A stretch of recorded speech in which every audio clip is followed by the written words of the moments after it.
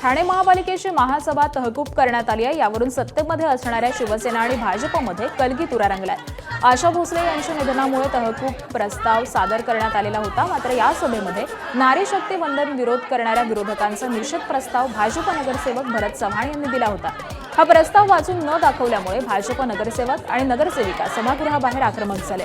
यावरून शिवसेनेचे नगरसेवक राजेश मोरे यांनी भाजप नगरसेवकांवरती टीकाही केली।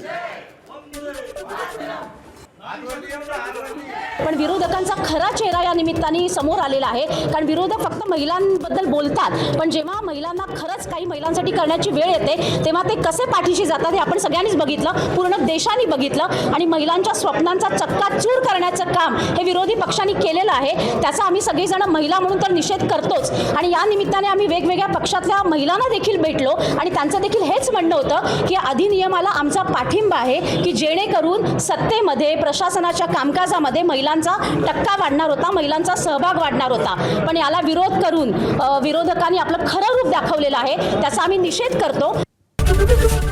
एबीपी माझा, उघडा डोळे बघा नीट।